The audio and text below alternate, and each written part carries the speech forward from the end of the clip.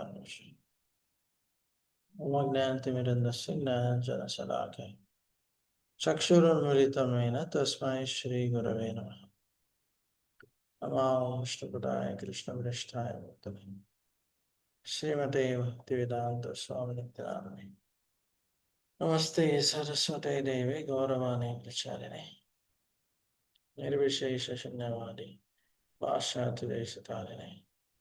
జయ శ్రీ కృష్ణ చైతన్య ప్రభు నిత్యానంద శ్రీ అద్వైత Gadadhar శ్రీవాసని గౌరభక్తవృంద. Hare Krishna Krishna Krishna Hare Hare, Hare Rama Rama Rama Hare Hare. So పొద్దున మనము connection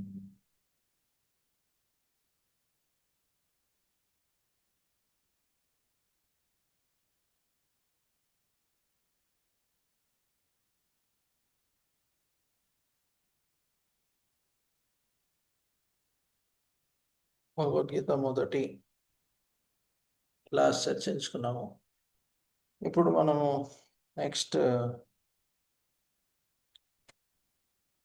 Bhagavad Gita మిగతా రెండవ క్లాస్ మనం చర్చించుకుందాం. సో మొదటి దాంట్లో వాల్మీకి గురించి చర్చించుకున్నాం, మరియు ఎలా విశ్వామిత్రుడు వారిని ఒక నిమిషం ఎలా విశ్వామిత్రుడు వారిని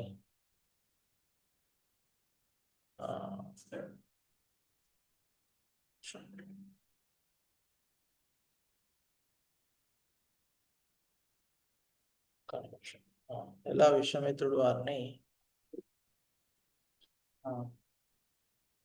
అయోధ్య నుంచి తీసుకొని పోయి అక్కడ రాక్షసుల వధ కోసం తీసుకొని పోవడం జరిగింది. తర్వాత సీత యొక్క స్వయంవరం, దాని గురించి కూడా మనం చర్చించుకున్నాం. ఓకే, సో ఈ విధంగా మనము పొద్దున రామాయణం గురించి చర్చించుకున్నాం. సో ఇప్పుడు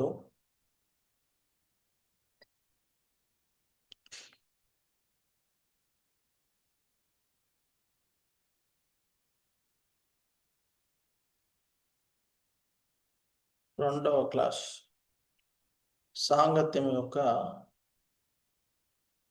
విలువ. సో యాక్చువల్గా దశరథుడు రాముణ్ణి రాజుగా, అయోధ్య యొక్క రాజుగా చేద్దామని నిర్ణయించుకుంటారు. అయితే అందరూ మంత్రులు అందరూ కూడా సరే అని ఒప్పుకుంటారు, మేము అతన్ని రాజుగా స్వీకరిస్తామని. సో అయితే అందరూ సంతోషంగా ఉంటారు, కానీ దేవతలు కొంచెము ఏమనుకుంటారంటే, రాముడు అసలు వచ్చిన ఇక్కడికి ఈ జగత్తుకు వచ్చిన ముఖ్య కారణము దానవుల్ని చంపడం. అయితే ఒకవేళ రాముడు రాజుగా ఉండి ఇక్కడే ఉండిపోతే అది కుదరదు, రాక్షసుల యొక్క వధ అనేది కుదరదు. సో ఎలా మరి ఇలాంటి పరిస్థితుల్లో ఏం చేయాలి అని వారు ఆలోచించి రాముణ్ణి అయోధ్య నుంచి అడవికి పంపిస్తే అప్పుడే ఇది కుదురుతుందని వారు నిర్ణయించుకుంటారు. సో ఇక్కడ మంథర అనే ఆవిడ్ని వారు కైకేయి యొక్క మనసుని మార్చడానికి అక్కడికి పంపిస్తారు. సో ఈ మంథర కైకేయి యొక్క దాసి. సో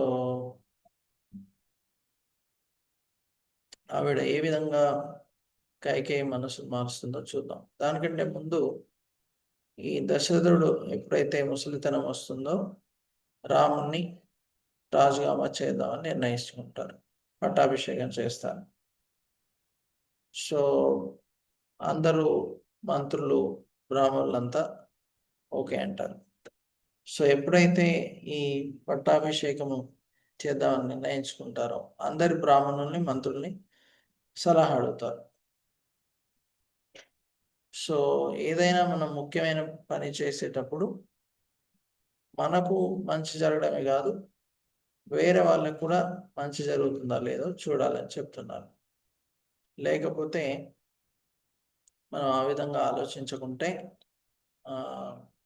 మనం సరైన విధంగా నిర్ణయం తీసుకోకపోవచ్చు. అందుకే వేరే వాళ్ళని కూడా సలహా అడగడం చాలా అవసరం అని చెప్పడం జరిగింది. సో మనం ఏదైనా ముఖ్యమైన నిర్ణయం తీసుకునేటప్పుడు కనీసం 2 సార్లు మనం ఆలోచించాలి. ఉదాహరణకి మనకి ఎగ్జామ్ ఉందనుకోండి, ఎవరైనా మిత్రులు మనను సహాయం అడిగితే ఇలా 4 గంటల హోంవర్క్ దాంట్లో సహాయం అడిగారనుకోండి, సో అప్పుడు మనము అప్పుడు చాలా కష్టం కదా. మనం ఎగ్జామ్ రాయాలి, అతనికి సహాయం చేయాలి, ఈ 2 కష్టం, అవునా కదా. సో అప్పుడు మనం తర్వాత ఎగ్జామ్ తర్వాత హెల్ప్ చేస్తాను అని చెప్తాం, కరెక్ట్. సో చాలా ఆలోచించి నిర్ణయం తీసుకోవాలి. ఆలోచించకుండా ఏముందిలే అని సహాయం చేస్తే మరి ఎగ్జామ్లో ఫెయిల్ అవుతాం. ఒకవైపు సహాయం చేయాలి, కాకపోతే ఇంకోవైపు చూడాలి.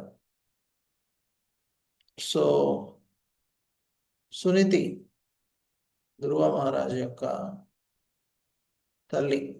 సో ఎప్పుడైతే ధ్రువుడు ఎంతో బాధతో వస్తారో సురుచి తిట్టినప్పుడు ఒకవైపు అబ్బాయిని సంజాయించాలి, ఇంకోవైపు తన యొక్క దుఃఖాన్ని కూడా సహించుకోవాలి. సో అతనికి సరైన నిర్దేశము ఇస్తుంది, మరియు తన బాధ నుంచి బాధపడకుండా సహించుకుంటుంది. ఈ 2 చేయడం జరిగింది.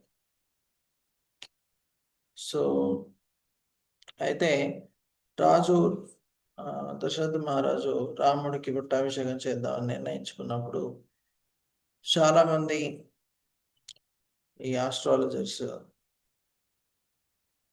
ఆ సమయాన్ని చూసి ఇది సరైన సమయం కాదు, అంటే వారు నిర్ణయించుకున్న ఒక సమయం సరైన సమయం కాదని చెప్తారు. చాలా ఘోరమైన పని జరిగే అవకాశం ఉందని చెప్తారు. సో అందుకే రాజు తొందరగా రాముణ్ణి రాజు చేసేద్దామని అనుకుంటారు. సో చాలామంది బ్రాహ్మణుల రాజుల్ని అయోధ్యకి పిలిపిస్తారు. సో మీ అందరి కృపని ఆశిస్తూ రేపు ఇతనికి పట్టాభిషేకం చేద్దామని వారు అందరు కలిసి నిర్ణయిస్తారు. ఓకే, సో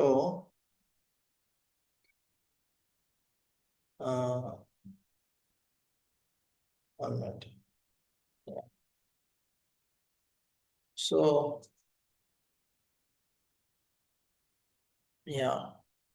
సో రాజు అంత శక్తివంతుడైనా కూడా బ్రాహ్మణులు మరియు మంత్రుల యొక్క సలహా తీసుకొని ఆ సలహా మేరకు వారు పనిచేస్తున్నారు.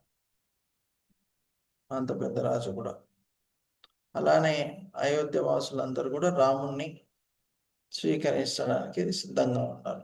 అతను అందరికంటే పెద్ద వ్యక్తి అని గ్రహించారు.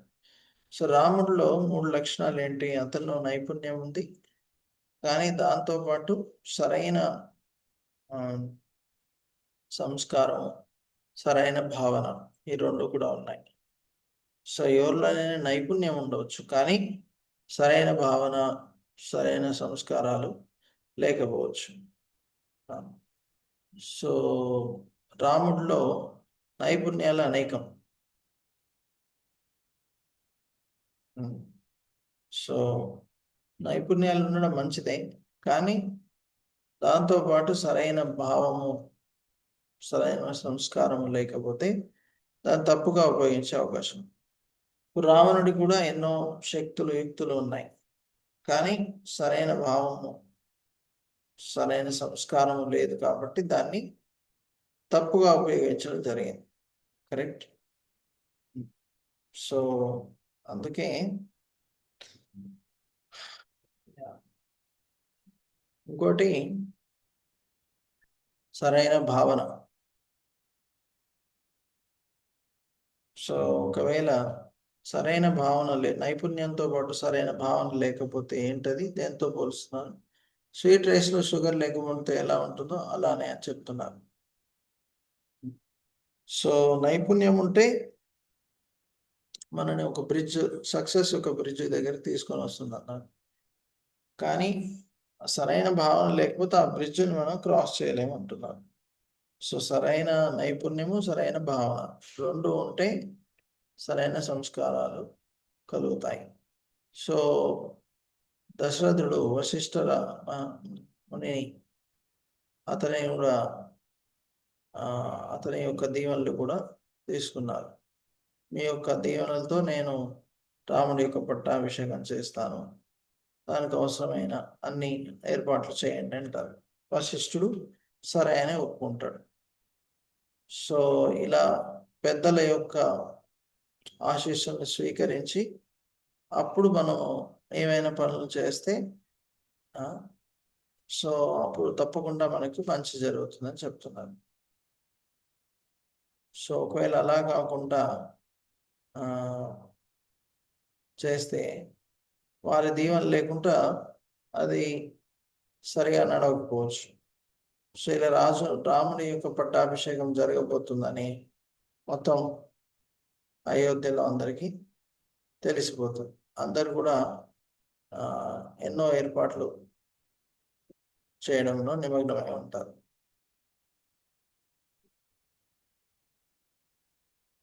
సో అప్పుడు మంథర, ఎవరైతే కైకేయి యొక్క దాసి, ఆవిడ కైకేయి మనసును మార్చడానికి ప్రయత్నం చేసింది. సో కైకేయి రాముడిని పుత్రుడిగా చూసింది, ఎంతో పవిత్రురాలు.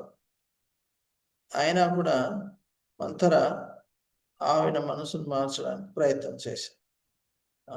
మంథర ఏమని చెప్పింది, నువ్వు దశరథుడికి ప్రియమైన రాణి, కానీ ఆ స్థానాన్ని నువ్వు కోల్పోయి కౌసల్యకి ఒక దాసిలాగా మారిపోతావు. ఎందుకంటే రాముడు రాజు అయితే భరతుడు దాసుడైపోతాడు. అప్పుడు కౌసల్య మహారాణి అవుతుంది, మీరు వారి యొక్క దాసి అవుతారు అని ఆవిడ మనసును మార్చడానికి తీవ్ర ప్రయత్నం చేశారు.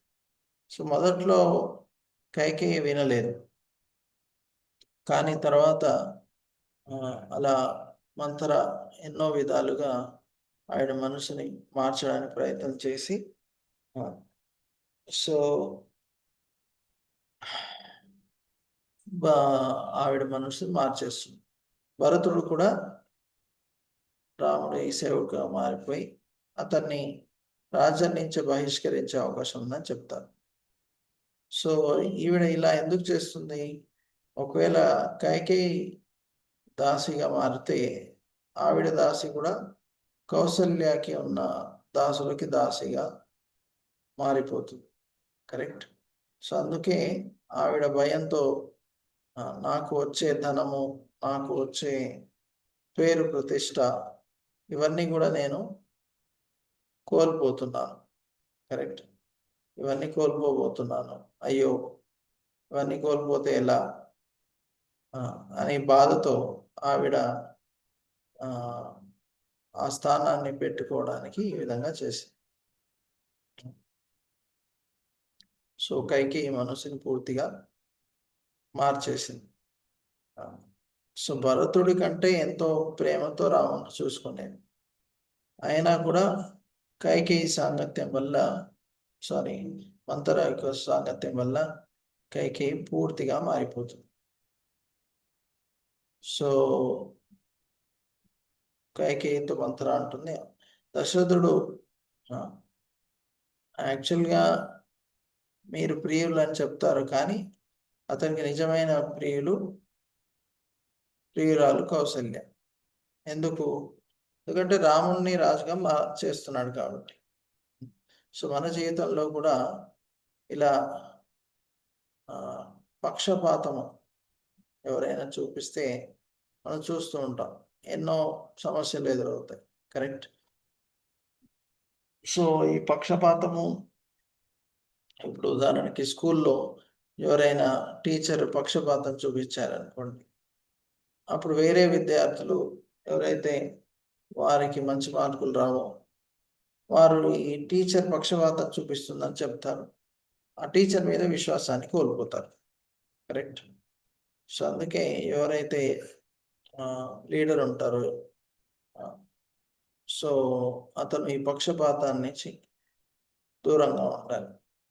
అప్పుడే అందరూ అతని మీద విశ్వాసాన్ని పెంచుకుంటారు.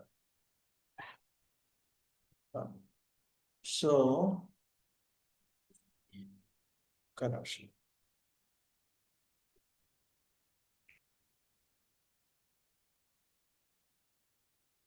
సో ఈ కైకి మంచి మనసుతో ఉన్నా కూడా మంతర యొక్క సాంగత్యం చేయడం వల్ల ఏం జరుగుతుంది, ఆవిడ యొక్క మనసు పూర్తిగా మారిపోతుంది, ఆవిడ బుద్ధి భ్రష్టు పట్టిపోతుంది. సో రాముడిని ప్రేమించిన 5 వరకు ఇప్పుడు రాముడు రాజుగా మారుతుందంటే అది అన్యాయం జరుగుతుందనే విధంగా ఆలోచించింది. సో అప్పుడు మంథర ఏమని చెప్పిందంటే, ఈ పట్టాభిషేకాన్ని మనం ఆపించడానికి ఒక ఉపాయం ఉంది. అది ఎలా అంటే రాముని వనవాసం పంపించి భరతుణ్ణి రాజుగా చేయడం. సో అప్పుడు కైకేయి అంది, ఇది ఎలా సాధ్యము అని. అప్పుడు మంథర ఏమని చెప్పిందంటే, ఒకసారి దశరథుడు యుద్ధంలో స్పృహ కోల్పోయినప్పుడు కైకేయి కాపాడుతుంది. ఇప్పుడు దశరథుడు ఆమెకి ఏమంటారంటే, భవిష్యత్తులో నువ్వు ఏదైనా 2 వరాలు కోరుకో నెరవేరుస్తానంటాడు. సో అప్పుడు సరే అంటుంది. సో ఇప్పుడు నువ్వు ఉపయోగించి ఒక వరంతో రాముణ్ణి 14 సంవత్సరాలు వనవాసానికి పంపించి తర్వాత మీరు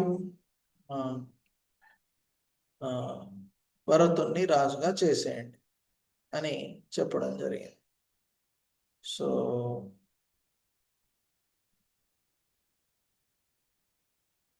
ఇక్కడ చెడు సాంగత్యం వల్ల ఏం జరుగుతుందో చూడండి.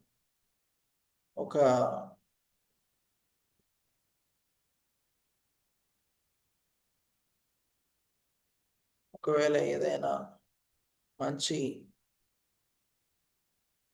పండు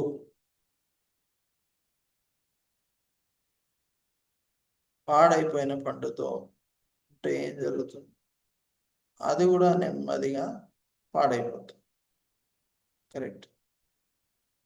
సో కాబట్టి యాక్చువల్లీ అప్పుడప్పుడు మన స్కూల్లో లేకుంటే కాలేజ్లో చూస్తుంటాం, కొందరు చాలామంది మంచి విద్యార్థులు ఉంటారు, కానీ ఎప్పుడైతే ఎవరైనా చెడు సాంగత్యం గల విద్యార్థులు, చెడ్డ అలవాట్లు గల విద్యార్థులు ఉన్నారనుకోండి, వారి సాంగత్యం చేయడం వల్ల మంచి విద్యార్థులు కూడా చెడ్డ అలవాట్లకు లోనవుతుంటారు. వారు కూడా చెడు సాంగత్యం వల్ల ఇలా మారిపోతూ ఉంటారు. కరెక్ట్. సో కాబట్టి మనం ఎంతో జాగ్రత్తతో ఉండాలి. మనం మంచిగా ఉన్నా కూడా ఒకవేళ చెడు సాంగత్యం చేస్తే ఏం జరుగుతుంది, ఇలా మారిపోయే అవకాశం. సో ఇక్కడ ఒక చిన్న స్టోరీ కూడా చెప్పారు. ఒక నిమిషం. చెడు సాంగత్యం అనేది ఎలా మనని పెడదారి పట్టిస్తుంది. साउंड ఒకటి పెట్టాలి.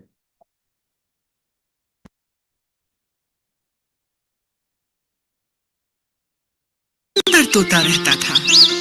उसके 2 छोटे छोटे बच्चे थे जो देखने में बिल्कुल एक जैसे लगते थे। एक दिन जब मम्मा तोता खाना लेने गई, एक शिकारी धीरे से उस पेड़ पर चढ़ा और घोंसले से उसने दोनों बच्चों को उठा लिया। और जब उनको झूले में डाल रहा था, एक तोता तो उड़ गया, पर दूसरे को उसने झूले में डाल लिया और अपने घर ले गया। वहां से एक साधु महात्मा जा रहे थे। उन्होंने बड़े प्यार से उसे उठाया और अपने आश्रम ले इस तरह दोनों तोते बड़े हो गए। एक तोता शिकारी के साथ और दूसरा साधु महात्मा के साथ आश्रम में पलने लगा। बहुत दिन बीत गए बच्चों। एक दिन एक राजा उस जंगल से गुजर रहा था। उसे एक आवाज सुनाई दी, मालिक, मालिक, आप तीर कमान उठाकर इस आदमी को तुरंत मार डालो। राजा ने अपनी गर्दन घुमाई और देखा, अरे यह तो तोता था। ये कैसी अजीब चिड़िया है। राजा ने सोचा और आगे बढ़ गया। साधु महात्मा की कुटिया में पहुंचकर वह पानी पीने अंदर गया। राजा ने अब दूसरे तोते के पिंजरे की ओर देखा। ये भी ऐसा ही तोता होगा जिससे मैं अभी मिलकर आ रहा हूँ। स्वागत है, स्वागत है। हे महान राजा, तुम्हारा इस घर में स्वागत है। सुनकर राजा आश्चर्य में पड़ गया। सोचने लगा, देखने में तो शिकारी का तोता भी बिल्कुल ऐसा ही दिखता था, परंतु स्वभाव में कितना अंतर है। राजा पिंजरे के पास गया और बोला, मैंने जंगल में एक तुम जैसा तोता देखा था, जो देखने में तो तुम्हारे ही जैसा था, पर स्वभाव में बड़ा कठोर था। क्या वह शिकारी के घर में रहता था? तोते ने पूछा। हाँ हाँ, वही था वो तोता। राजा ने तुरंत उत्तर दिया। तोते की आंखों में दुख के आंसू बह निकले और उसने राजा को बताया, वही तो मेरा बेचारा भाई है। हम दोनों एक ही घोंसले में रहते थे। एक दिन जब मेरी माँ दाना चुगने गई हुई थी, एक शिकारी ने हम दोनों भाइयों को अपने जाल में फंसा लिया। मैं तो बचकर निकल गया और मेरा भाई उसी शिकारी के पंजे में फंस गया। मेरा बेचारा भाई शिकारी के साथ रहकर उसके जैसा ही क्रूर बन गया। पर मेरे मालिक बहुत अच्छे हैं, साधु प्रवृत्ति के हैं, इसलिए मैं ऐसा हूँ। अच्छी संगति का अच्छा प्रभाव और बुरी संगति का बुरा। సో ఓకే, కుటుంబానికి చెందిన రెండు పక్షులు మంచి సాంగత్యం వల్ల మంచి స్వభావాలు వచ్చాయి, చెడు సాంగత్యం వల్ల చెడు స్వభావాలు. సో ఎవరితో సాంగత్యం చేస్తే ఆ విధంగా మారుతారని దీని నుంచి నేర్చుకోవచ్చు. సో మనం ఉరుకుతూ నీరు తాగలేము, అది మనకు సంతృప్తినివ్వదు. అలానే మనసు ఎప్పుడైతే విచలించి ఉంటుందో సంతృప్తికరమైన ఆలోచనలు ఉండవు, సంతృప్తితో మనము డెసిషన్స్ తీసుకోలేము. సో ఏదైనా ఒక నిర్ణయం తీసుకునేటప్పుడు మనము సరైన సమయంలో సరైన మనసుతో శ్రద్ధతో తీసుకోవాలి. అశ్రద్ధతో కష్టాల్లో ఉన్నప్పుడు తీసుకుంటే సరైన నిర్ణయం తీసుకోలేము.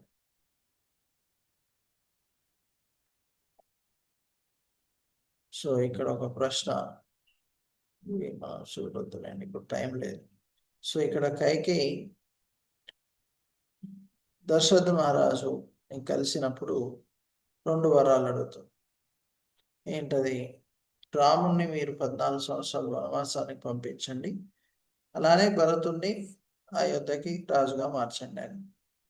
సో అప్పుడు ఈ భరతుడిని రాజుగా చేయాలి, రాముణ్ణి ఇలా చేయాలని చెప్పినప్పుడు దశరథ మహారాజు చాలా బాధపడతారు.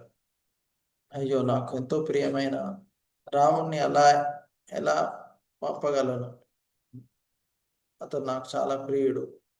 సో కైకేయి మనసుని మార్చడానికి ఎంతో ప్రయత్నం చేస్తూ ఉంటాడు, కానీ ఎంత ప్రయత్నం చేసినా కూడా మారదు.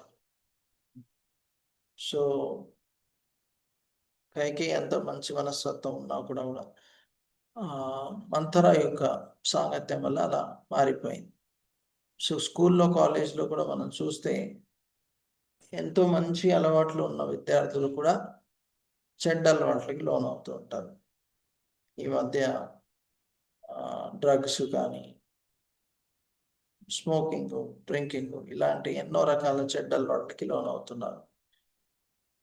కాబట్టి వారికి మంచి అలవాట్లు మనం చిన్నప్పటి నుంచే నేర్పిస్తే వారు ఇలాంటి చెడ్డ అలవాట్లకి ఎప్పుడు లోనవరు. సో కాబట్టి మనము చిన్నప్పటి నుంచి విద్యార్థులకు మంచి అలవాట్లు నేర్పించడానికి ప్రయత్నం చేయాలి. సో అప్పుడు కైకేయి ఎంత చెప్పినా వినకపోతే ఆఖరికి రాముడికి స్వయంగా దశరథుడు చెప్పడం జరుగుతుంది. ఇలా మీరు వనవాసానికి వెళ్ళండి, భవిష్యత్తులో 14 సంవత్సరాలు అయ్యాక మళ్ళీ మీరు రావచ్చు అని చెప్తారు. సో కైకేయిని అక్కడ ఉన్న మునులు, ఋషులు అంతా మార్చడానికి ప్రయత్నం చేస్తారు. కానీ ఎంత ప్రయత్నం చేసినా వాళ్ళు ఎవరు కూడా వినరు. ఆవిడ వినదు, కఠిన హృదయంతో ఉంటుంది. అలానే రాముడికి ఎప్పుడైతే ఈ విషయం తెలుస్తుందో అప్పుడు రాముడు ఏ విధంగా కూడా చరించడు. యాక్చువల్గా రాముడు కైకేయికి ఏమని చెప్తాడంటే, నేను కూడా నీ పుత్రుడినే, నువ్వే నాకు చెప్పుంటే అయిపోయింది, నువ్వు దశరథుడు మహారాజుతో నాకు చెప్పవలసిన అవసరం లేదు, నువ్వే డైరెక్ట్గా చెప్పుంటే అయిపోయింది అని చెప్పాను. సో ఈ అడవికి వెళ్ళాల్సింది కేవలం రాముడే. కానీ సీతామాత ఏముంది, నేను కూడా మీతోని అడవికి వస్తానని చెప్తుంది. సో మీరు లేనిదే అయోధ్య నాకు ఒక అడవి లాంటిది, మీరుంటే అడవి కూడా నాకు అయోధ్య అవుతుందని చెప్తుంది. సో సీతామాత అయోధ్యకి వెళ్ళాల్సిన అవసరం లేదు, కానీ ఆవిడ కూడా రాముడితో వెళ్తుంది. సో రాముడు అంటారు, మీరు అనవసరంగా అడవికి ఎందుకు, అడవిలో ఎన్నో రాక్షసులు ఉంటారు, అక్కడ ఆహారం సరిగా దొరకదు, ఎన్నో రకాల కష్టాలు ఉంటాయి. సో ఇన్ని కష్టాలు ఎదుర్కొని మీరు ఎందుకు అనవసరంగా అడవికి రావడం అని చెప్తారు. సో కానీ సీతామాత ఏమంటుందంటే, లేదు, అదేం లేదు, నేను మీతో పాటే వస్తానని చెప్తుంది. సో సీత అంటే ఒక అడవిలో ఉండడం అప్పట్లో చాలా కఠినమైనది. ఎందుకంటే ఎన్నో పెద్ద పెద్ద మృగాలు, రాక్షసులు, చాలా పెద్ద అడవులు, అలానే తినడానికి సరైన ఆహారం ఉండదు. సో ఇలా మృదువైన సీత అలాంటి అడవుల్లో ఉండడం చాలా కష్టం. అయినా కూడా ఆవిడ నిర్ణయించుకుంది, నేను ఉంటాను. సో అప్పుడు లక్ష్మణుడికి తెలిసినప్పుడు లక్ష్మణుడు కూడా మొదట్లో కైకేయి మీద కోపడతాడు, కానీ రాముడు సంజాయించి అలా కోపడదని చెప్తాడు. లక్ష్మణుడు కూడా నిర్ణయించుకుంటాడు, నేను రాముడితో అడవికి వెళ్తానని. సో లక్ష్మణుడు హాయిగా రాజ్యంలో ఉండవచ్చు, కానీ అతను రాముడికి, తన సోదరుడికి సేవ చేయాలని నిర్ణయించుకుంటాడు. సో ఎప్పుడైతే సుమిత్రకి ఇది తెలుస్తుందో, సుమిత్ర కూడా లక్ష్మణుడికి వారి తల్లి చెప్తుంది, సో మీరు అడవికి వెళ్ళి రాముడికి సేవ చేయండి, ఎప్పుడు కూడా అలసత్వాన్ని చూపించకు, ఆ విధంగా చేస్తే నేను ఎంతో గర్వపడతాను, రాముడిని నీ తండ్రిలాగా చూసుకో, ఏ రకంగా బాధపడాల్సిన అవసరం లేదు చెప్తాను. సో రాముడు అలా అయోధ్యని వదిలి అడవికి వెళ్ళినప్పుడు యాక్చువల్లీ చాలామంది అయోధ్య వాసులకి రాముడి మీద చాలా ఆసక్తి. సో వారు కూడా ఏమన్నారు, మేము కూడా మీతో పాటు అడవికి వచ్చేస్తామంటారు, మేము ఇక్కడ ఉండే వెళ్ళాము, ఇక్కడ మీరు లేనిదే ఇక్కడ నేను ఉండలేనని వారందరూ కూడా నిర్ణయించుకుంటారు, మీతో పాటు నేను అడవికి వచ్చేస్తామని. కానీ రాముడు, లేదు, మీరు రావాల్సిన అవసరం లేదు అని చెప్తారు. అయినా కూడా వారు రాముడితో పాటు అడవికి వస్తారు. సో అయోధ్యలో ఎన్నో అంటే చాలా మంచి వసతులు ఉన్నాయి. వారు అడవికి వెళ్ళి అక్కడ ఏ వసతులు లేకుండా కూడా ఉండడానికి సిద్ధపడ్డారు. సో అప్పుడప్పుడు భగవంతుడు సాంగత్యాన్ని కోరుకుంటే మనకు కష్టాలు రావచ్చు, అదొక తపస్సు కావచ్చు, అయినా కూడా మనం దానికి సిద్ధంగా ఉంటే ఇప్పుడు ఏం జరుగుతుంది, భగవంతుడి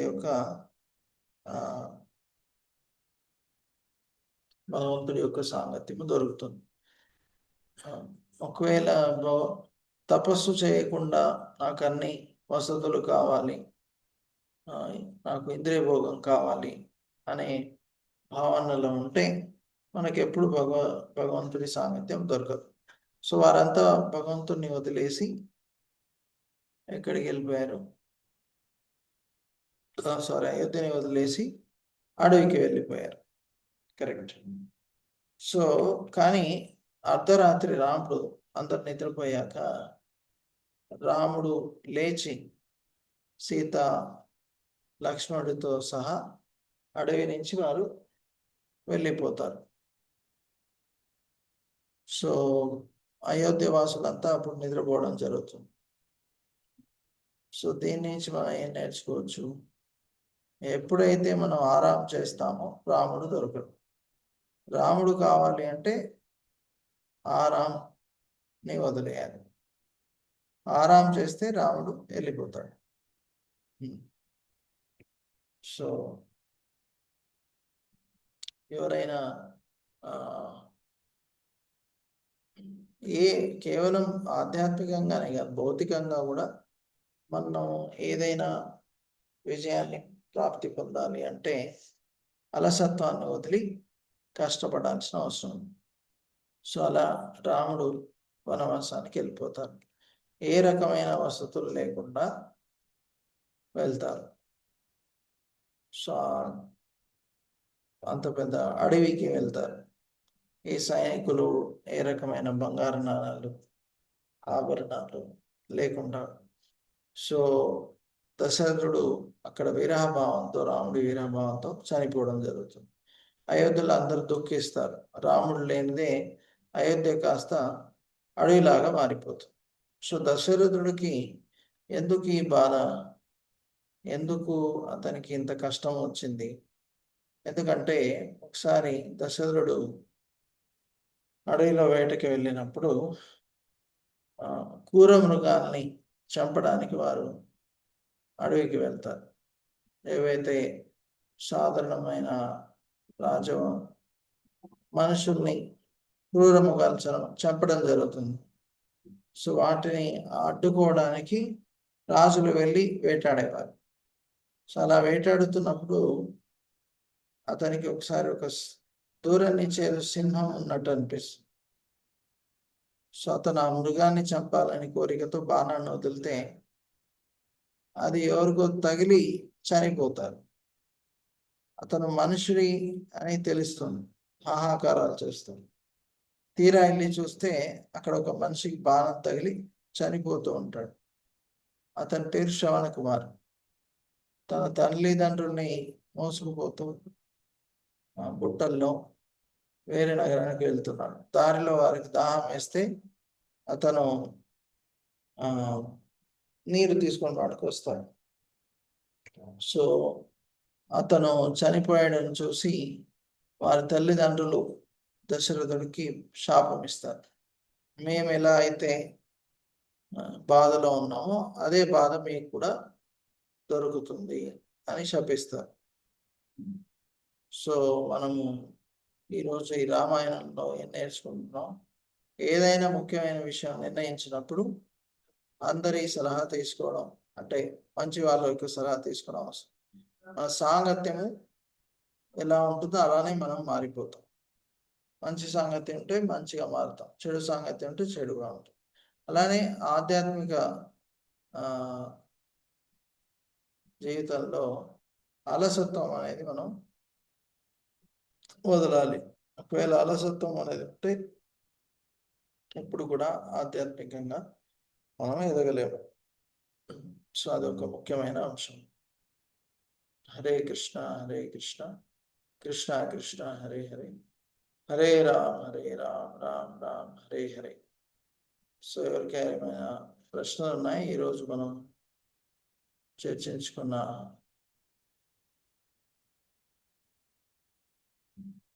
ఈ విషయాల మీద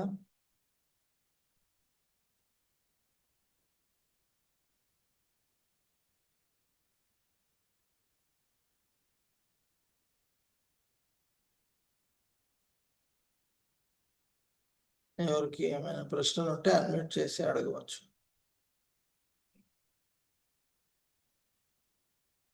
సరే, ఎవరికి లేదనుకుంటా.